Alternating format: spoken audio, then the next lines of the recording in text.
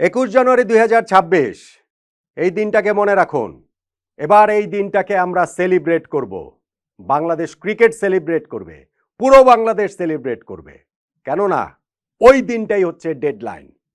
টি-20 বিশ্বকাপে বাংলাদেশ অংশগ্রহণ করবে কি করবে না সেইটা 21 জানুয়ারির মধ্যেই ঠিক হয়ে যাবে।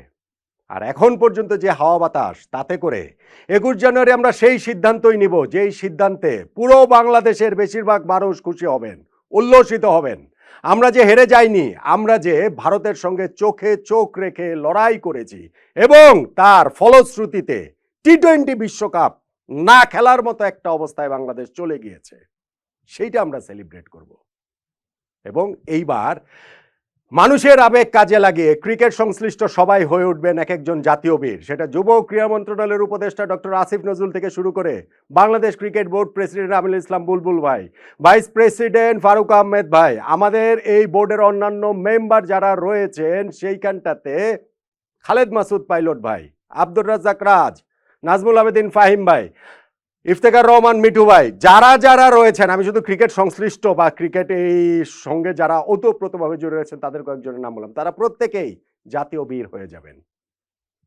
কিন্তু সময় জিনিসটা বড্ড নির্দয়, নিষ্ঠুর।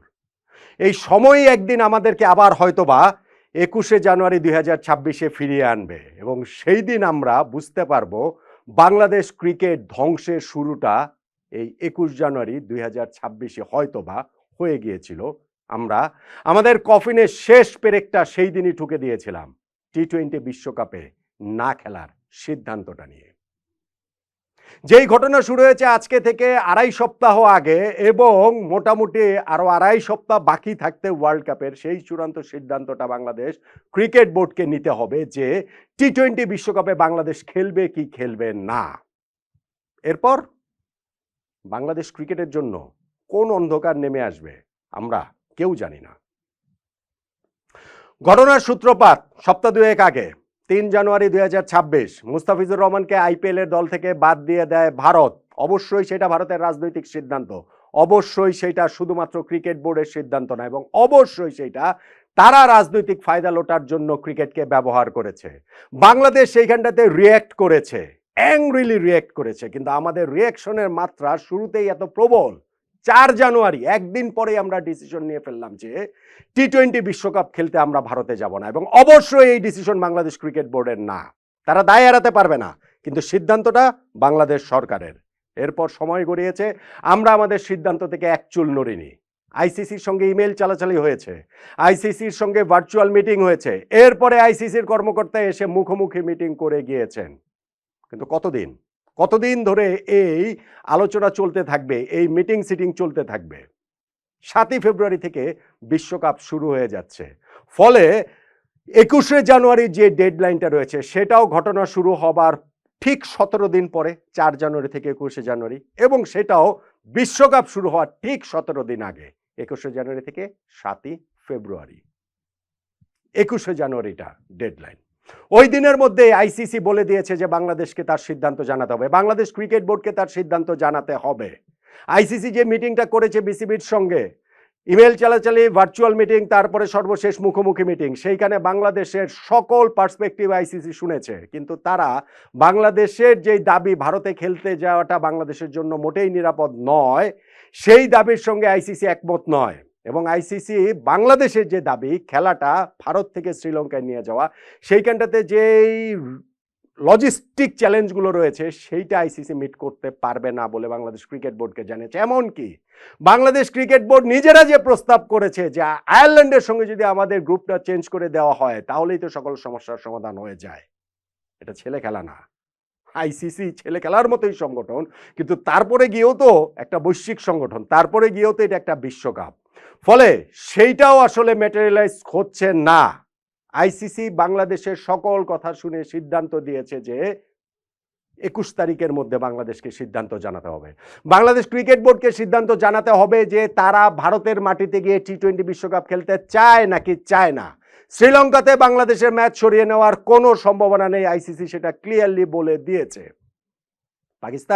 পাকিস্তান ক্রিকেট বোর্ড মাঝখান দিয়ে যে এখানে এন্ট্রি নিয়েছে, মজা নিচ্ছে ভাই, অ্যাবসলিউটলি মজা নিচ্ছে। আমি আরেকটা ভিডিওতেও বলেছিলাম, এই যে কিছুক্ষণ আগেই করেছিলাম আজকে, পাকিস্তান ক্রিকেট বোর্ড যে বলেছে যে বাংলাদেশ টি-20 বিশ্বকাপে না খেললে তারাও খেলবে না, এরকম খবর যে বেরিয়েছে, সত্যি হওয়ার কোনো চান্স নাই, সত্যি হওয়ার কোনো কারণও নাই। এটা পাকিস্তান কূটনৈতিকভাবে ভারতকে একটু প্রেসারে রাখছে, ট্রু। কিন্তু ফাইনালি গিয়ে বাংলাদেশ যদি না খেলে, পাকিস্তান এই ওয়ার্ল্ড কাপ থেকে নিজেদের উইথড্র করে নেয় কিনা দেখেন তো।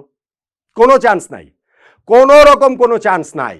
এইটা পাকিস্তান মজা নিচ্ছে বাংলাদেশের সঙ্গে, এটা পাকিস্তান পরিস্থিতি দেখে তারা নিজেদেরকে একটু মহান সাজানোর চেষ্টা করছে, এবং অবভিয়াসলি বাংলাদেশের গভর্নমেন্টের সাথে পাকিস্তানের গভর্নমেন্টের সেই আলোচনার জায়গাটা থাকতে পারে, কিন্তু ক্রিকেট ওয়ার্ল্ডে, ক্রিকেট কূটনীতিতে এইটা এইভাবে ওয়ার্কআউট করবে না।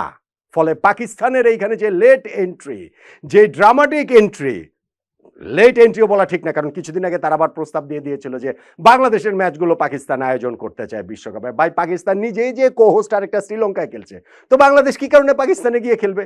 আমাদের আবার এখান থেকে ওই সরকারের পক্ষ থেকে বলে দেওয়া হচ্ছে যে না, পাকিস্তানে হলেও আমরা খেলতে রাজি রয়েছে, আমরা ইউএইতে খেলতে রাজি রয়েছি। আরেকজন কে জানি, আসিফ আকবর না কে জানি বলেছিলেন যে আমরা উগান্ডা হলেও খেলতে রাজি আছি। এগুলো ক্রিকেট কূটনীতির ভাষা না, এগুলো সমস্যার সমাধানের উপায় না। আমরা সমস্যাটা প্রতিনিয়ত আরো বেশি জটিল করেছি, এবং সেই কারণে আমার মনে হয় আমরা ফ্রম দ্য ভেরি বিগিনিং আমাদের স্ট্যান্ডটা খুব ক্লিয়ার ছিল, আমরা টি-20 বিশ্বকাপ খেলতে চাই নাই। আমরা চেয়েছি যে কোনোভাবে টি-20 বিশ্বকাপ যেন না খেলি, এবং ঘটনাটা শেষ পর্যন্ত সেই দিকেই চলে যাচ্ছে বলে মনে হচ্ছে। আমি বলছিলাম আমার আগের ভিডিওতে যে বাংলাদেশ ক্রিকেট বোর্ডের কয়েকজনের সঙ্গে আমার কথা হয়েছে। For the first time in a long time এই পুরো সাগার মধ্যে আজকের দিনটাতে আমি প্রথমবারের মতো তাদের কণ্ঠস্বর শুনে মনে হয়েছে যে তারা সারেন্ডার করছেন।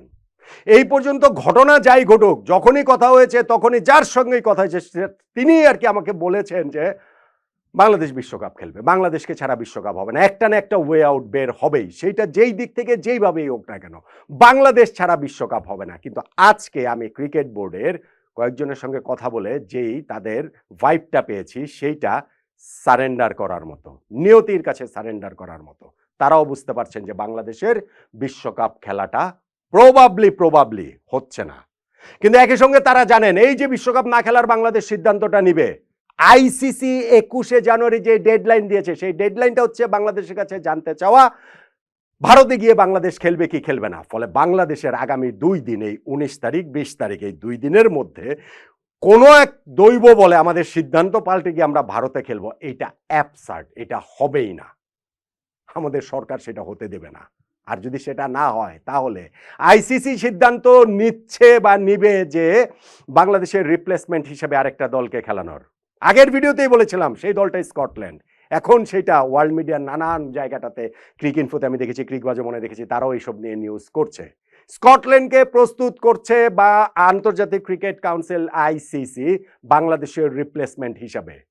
ফলে 21শে জানুয়ারির মধ্যে খুব খুব খুব ড্রামাটিক কিছু যদি না হয় তাহলে বাংলাদেশের টি-20 বিশ্বকাপ খেলাটা হচ্ছে না। আমি জানি আগামী 2 দিনও এটা নিয়ে অনেক কিছু হবে। বাংলাদেশ যে চাপে ফেলে দিয়েছে ভারতকে, বাংলাদেশ যে চাপে ফেলে দিয়েছে আইসিসিকে, বিরাট হবে, মামলা হবে, মোকদ্দমা হবে, টি-20 বিশ্বকাপ আয়োজন ভেস্তে দেওয়া হবে, পাকিস্তানও উইথড্র করে নেওয়া হবে। জনতুষ্টির জন্য, মানুষকে হাওয়ায় ভাসিয়ে দেওয়ার জন্য, আবেগে সুরসুরি দেওয়ার জন্য এরকম অনেক আলোচনার জায়গা থাকবে। কিন্তু বটম লাইন এন্ড রেজাল্ট যেটা হতে যাচ্ছে সেটা হচ্ছে বাংলাদেশ যদি সিদ্ধান্ত না পাল্টায় আগামী 2 দিনের মধ্যে, তৃতীয় দিনে 21শে জানুয়ারি যে ডেডলাইন রয়েছে সেই ডেডলাইনের মধ্যে, তাহলে আইসিসি তাদের মতো করে এই সিদ্ধান্ত নিবে, বাংলাদেশকে বাদ দিয়েই তারা টি-20 বিশ্বকাপ আয়োজন করবে বাংলাদেশের জায়গায় স্কটল্যান্ডকে নিয়ে। এখন এই মুহূর্তে এই সময়ে এসে হাওয়ার যে অবস্থা, সেই হাওয়ায় এই সিদ্ধান্তটাকে আমরা সেলিব্রেট করব। এই সিদ্ধান্তের সঙ্গে সংশ্লিষ্ট যারা রয়েছেন তাদেরকে আমরা জাতীয় বীর হিসেবে দেখব। কিন্তু বাংলাদেশ ক্রিকেট ধ্বংসের জন্য এই সিদ্ধান্তটা একটা ভীষণ গুরুত্বপূর্ণ সিদ্ধান্ত হিসাবে ভবিষ্যতে যে বিবেচিত হবে সেইটা নিয়ে আমার ভেতরে অন্ততপক্ষে বিন্দুমাত্র সংশয়ের জায়গা নেই। আমি এখনো এই শেষ মুহূর্তে এসেও আমি বলবো যে আমার স্ট্যান্ডটা ক্লিয়ার, বাংলাদেশকে টি-20 বিশ্বকাপ খেলতে হবে, যে কোনো মূল্যে খেলতে হবে, যে কোনোভাবে খেলতে হবে। কিভাবে এই সমস্যার সমাধান করবেন, ক্রিকেট দিয়ে, কূটনীতি দিয়ে, সরকার দিয়ে, এটা আপনাদের ইস্যু। কিন্তু বাংলাদেশ ক্রিকেটটা আপনারা ধ্বংস করে দিবেন না।